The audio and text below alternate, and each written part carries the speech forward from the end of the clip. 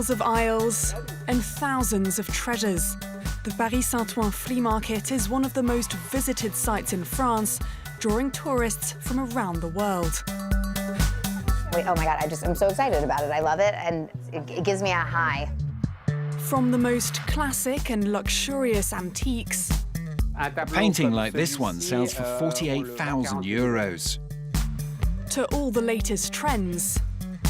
Vintage toys, video games, second-hand fashion, 70s and 80s pop culture, the antiques of the future. Dive into the world's largest antiques market.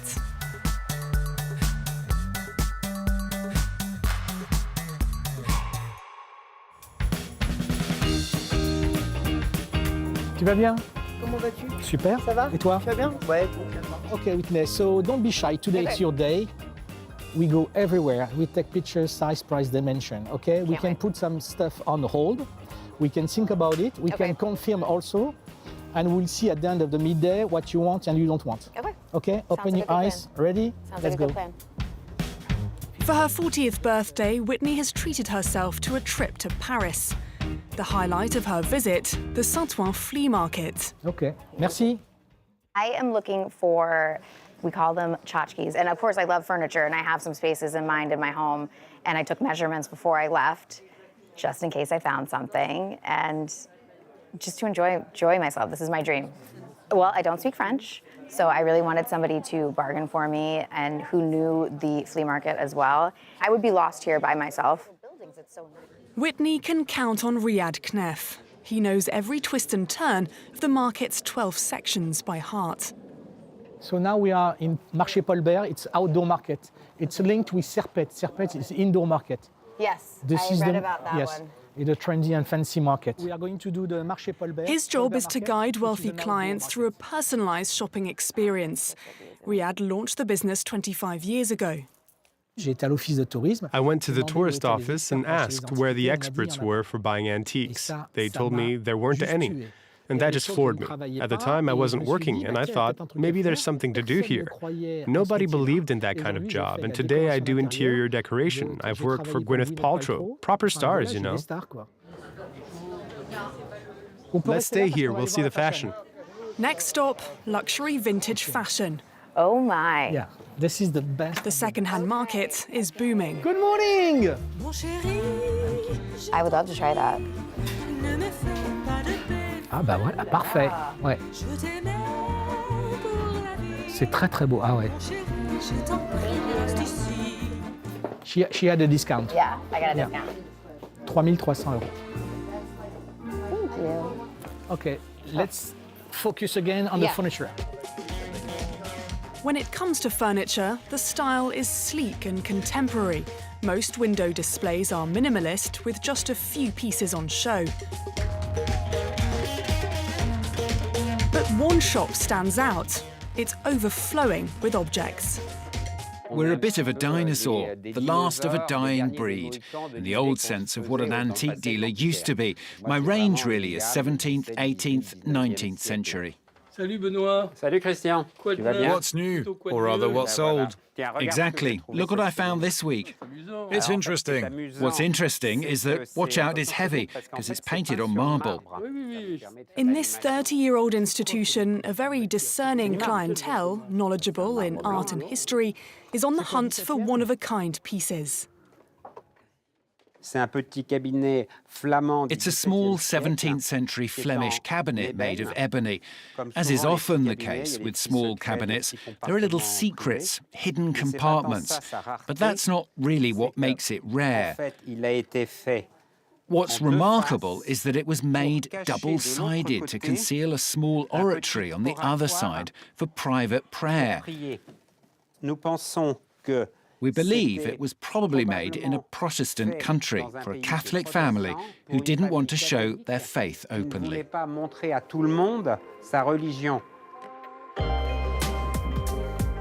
In this huge warehouse, it's a slightly more exotic cabinet that's caught Whitney's eye. I just put it into Claude AI to see what it would look like. I have the dimensions in my phone, and I have the dimensions of the space in my house, so I want to see what it would look like. Show me. I mean, that looks pretty good. I love it. I love it. Now let's find a price. What's your offer? Let me see. It says 2,200. 2,000? 2,000. 2,000 euros for the cabinet, plus shipping costs. The furniture will need to make its way to Whitney's home in Florida.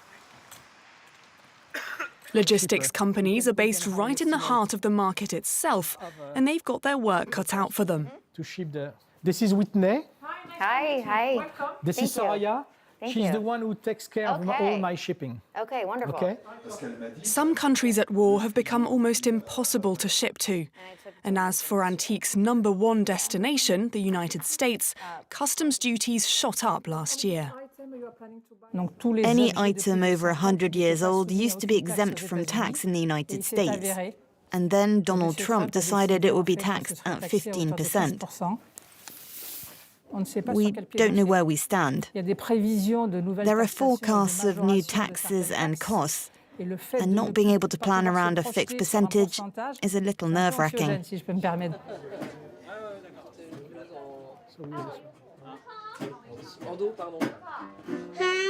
The flea market has weathered many storms in its 150-year history.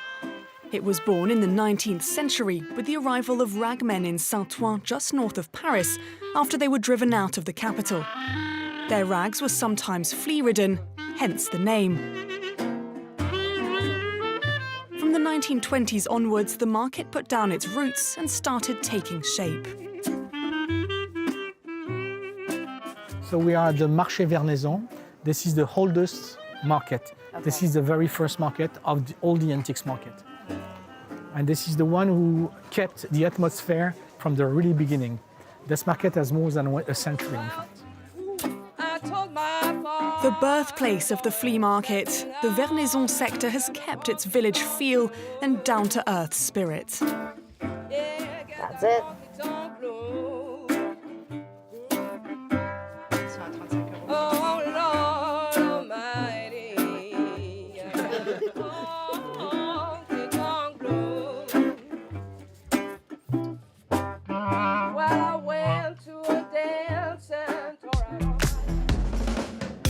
Opposite the oldest market stands the newest, the very hip Marché Dauphine.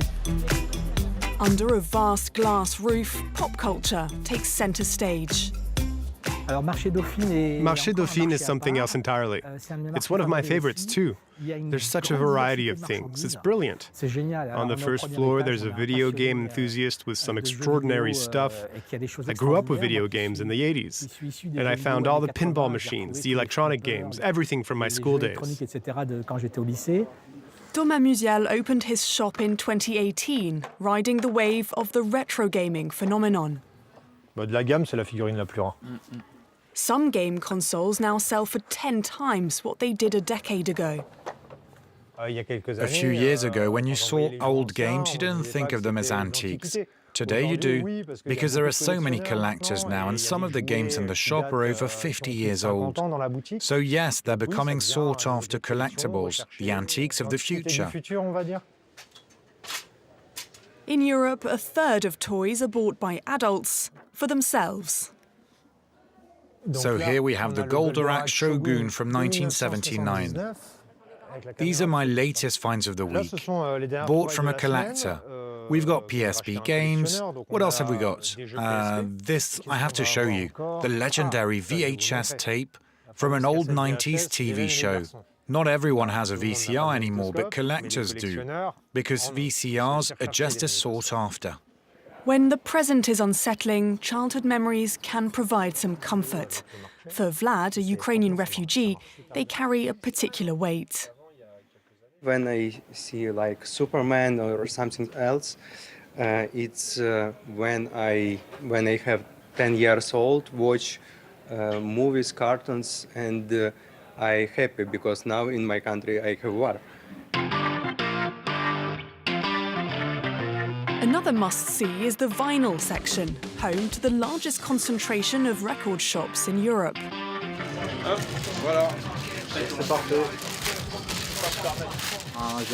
I come almost every weekend. When you're a record fan like me, it's a temple for enthusiasts. Didn't know there was going to be so many, and it's amazing. A great selection, yeah.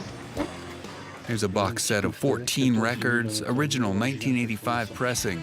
You got specialists for rockabilly, hip-hop, jazz, funk. Everyone has their own niche, so we all have slightly different customers. There's something for everyone. Didier is an expert in 80s rock, and Queen in particular. Here you go, Freddie Mercury and Montserrat Caballé, Barcelona, maxi vinyl. Everything's normal, except they forgot to print the label on the first side. By definition, that makes it a collectible, automatically, cataloged and rare. That's where the value lies, and that's exactly the kind of piece my hardcore fans are after. From obsessive collectors to casual tourists, more than 5 million visitors walk through this timeless labyrinth every year. A Parisian treasure with hopes of one day being listed as a UNESCO World Heritage Site.